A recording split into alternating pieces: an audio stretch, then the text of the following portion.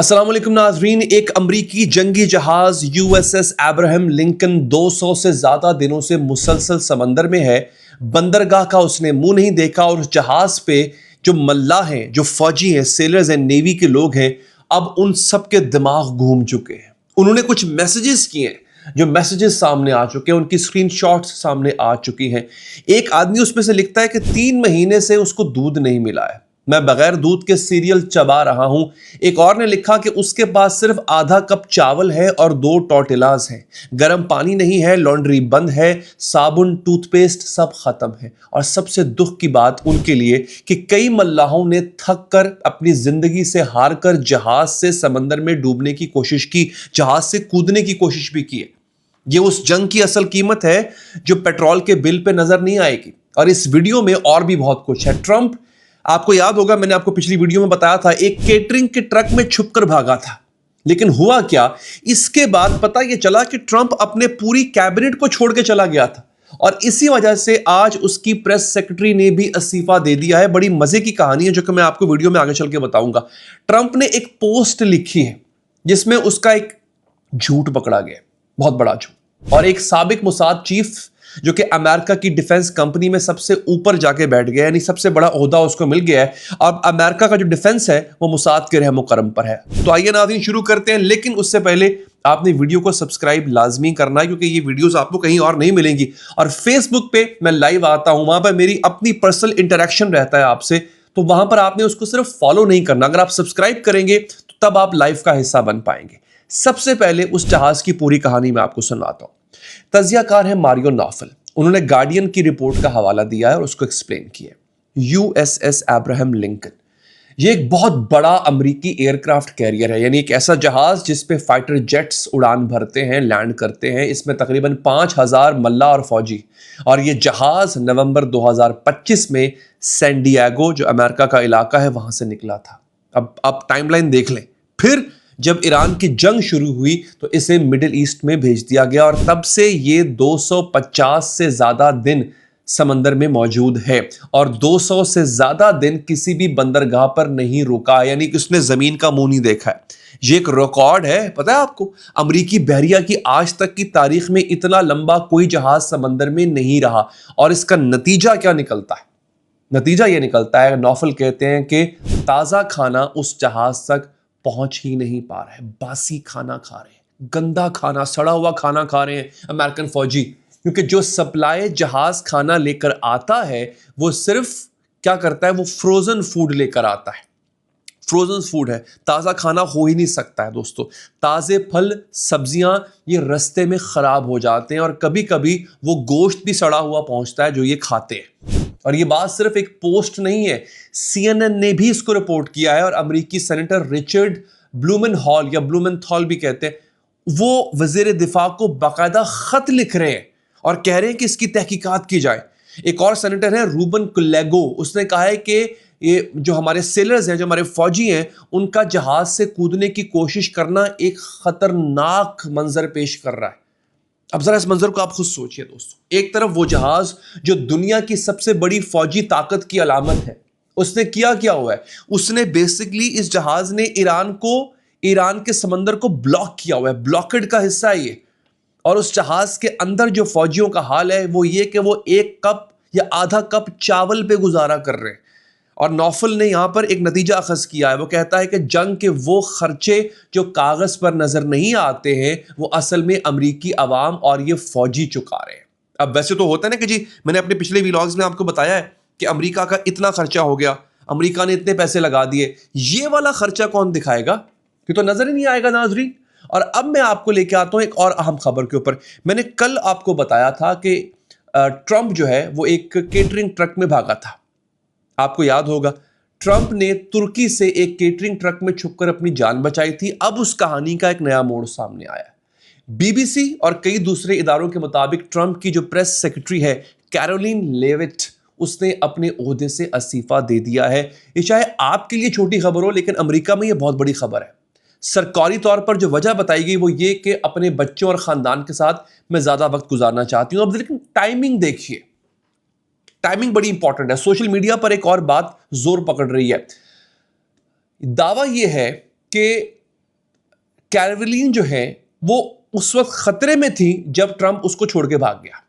यानी जब Trump catering truck में छुपकर भागा निकला वहां से, तो उनके साथ सिर्फ बहुत करीबी लोग थे और उनमें एक थी नेटली हार्प, जिन्हें ट्रंप की बहुत करीबी मुआविन समझा जाता है। नेटली हार्प जो है, इसकी शक्ल भी आप देख रहे होंगे दोस्तों। लेकिन जो बहुत बड़े कैबिनेट के मेंबर्स थे, यानी ट्रंप की पूरी कैबिनेट, जैसे मार्को रूबियो है, दूसरे एहलकार हैं और प्रेस के लोग, सहाफी और खुद कैरोलिन लेविट जो कि व्हाइट हाउस की प्रेस सेक्रेटरी है, वो सब उस खाली जहाज में रह गए एयरफोर्स वन के अंदर, जो सिर्फ एक डीकॉय था, एक धोखा था। और इस दावे के मुताबिक जब कैरोलिन को यह एहसास हुआ कि खतरे के वक्त वो भी पीछे छोड़ दी गई थी, तो उसने इस्तीफा दे दिया।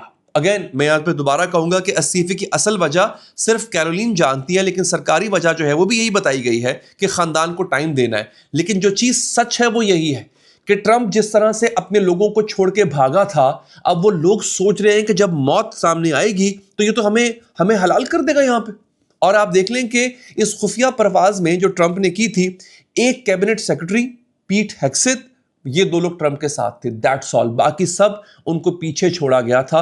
और शायद यही इस पूरे वाक़े का सबक है कि खतरे के वक्त पता चलता है कि किसकी नज़र में आपकी क्या अहमियत है। अब इन लोगों को पता चल गया कि ट्रंप की नज़र में हमारी कोई अहमियत नहीं है।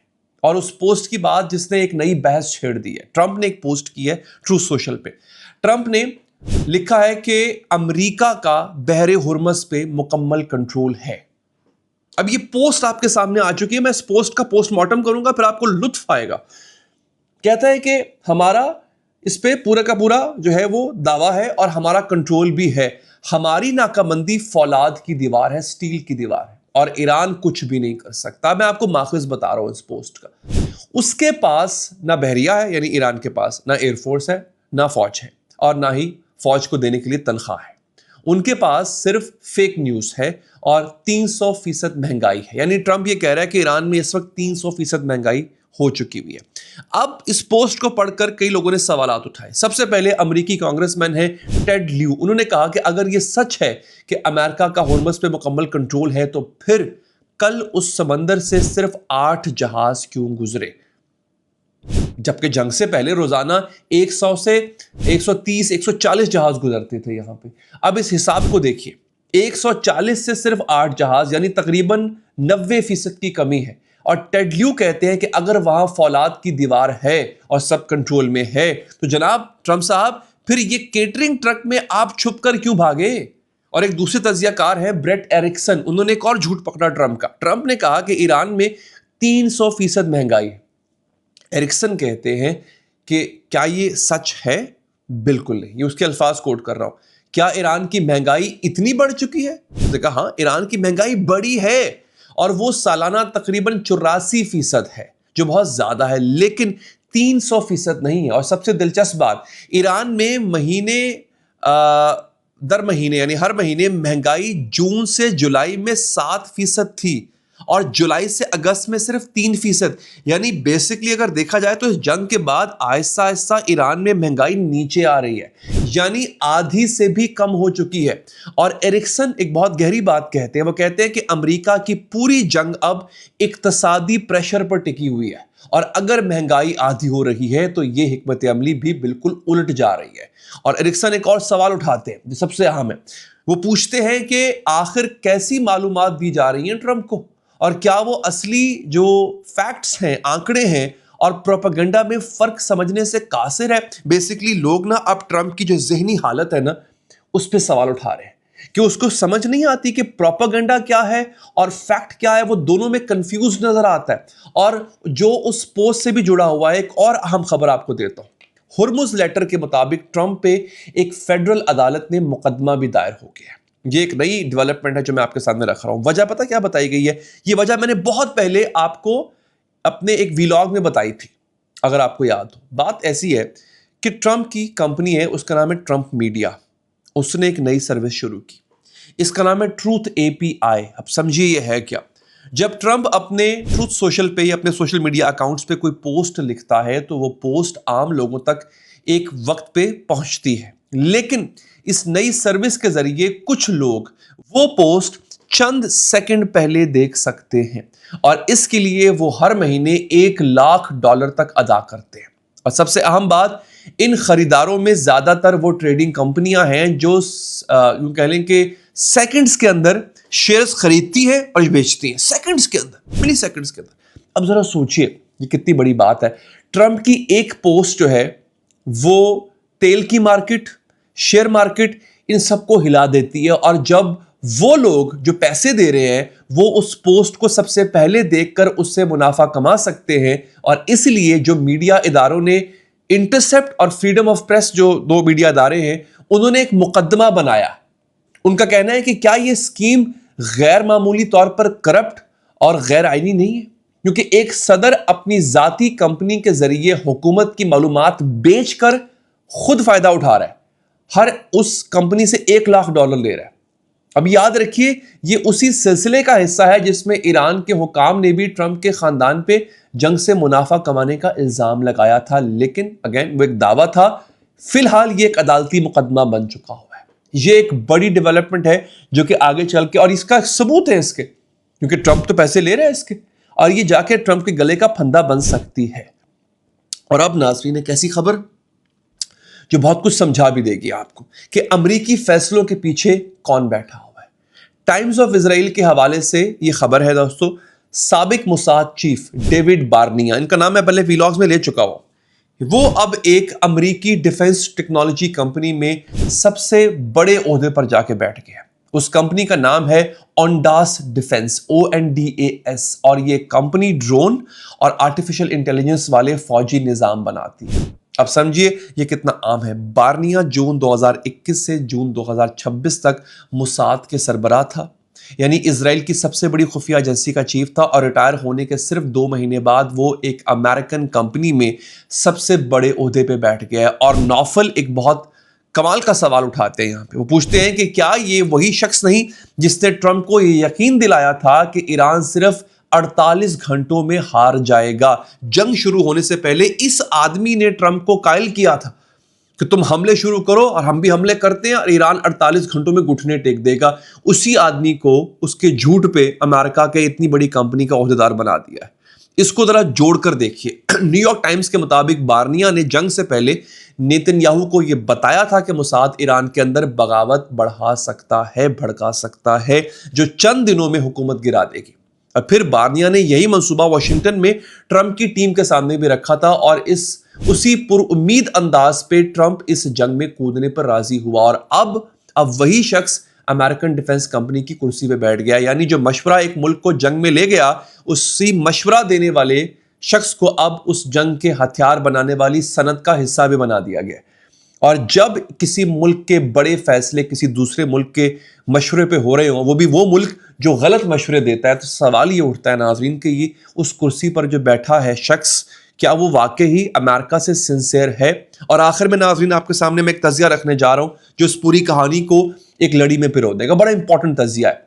अमेरिकन ताल्लुकात के माहिर हैं त्रिता पारसी, उन्होंने इस पूरी जंग का तजिया किया है, जो कि हमारे पूरे वीलॉग का भी तजिया है। बात है उनका तजिया ट्रंप की पोस्ट पे है। पारसी कहते हैं कि अब एक पैटर्न बिल्कुल साफ हो चुका है कि ट्रंप ऐसे बयान तब देते हैं जब वो अपने कंट्रोल की कमी पे परेशान हो, फ्रस्ट्रेटेड हो चुके हो। जो आपने पोस्ट देखी ट्रंप की कि ईरान में 300% महंगाई बढ़ गई है, मुर्मुज हमारे कंट्रोल में, ये मैं उस पोस्ट की बात कर रहा हूं। और उस परेशानी का जवाब वो कंट्रोल होने का दिखावा करके देते हैं, जैसा कि पोस्ट में लिखा।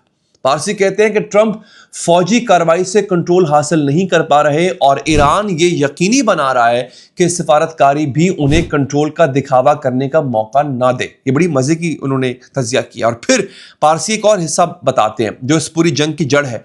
वो कहते हैं कि अगर ट्रंप ने शुरू में इजराइल की बात ना मानी होती तो ये सब कभी ना होता। और शायद यही आज की पूरी कहानी का निचोड़ है। एक तरफ एक जहाज है जहां पे फौजी भूखे बैठे हुए हैं दोस्तों, ये वो अमेरिका का सबसे अहम और खतरनाक जहाज है, और एक सदर है जो ट्रक में छुपकर भागता है अपनी पूरी की पूरी टीम को पीछे छोड़कर और दिखावा कर रहा है कि मैं मजबूत हूं। अब आप यहीं से अंदाजा लगा लें दोस्तों कि इस पूरी जंग में कौन मजबूत है। और जो फैसले हैं अब अमेरिका की डिफेंस इंडस्ट्री के फैसले, वो अमेरिका में नहीं होंगे, अब वो अमेरिका से बाहर होंगे दोस्तों।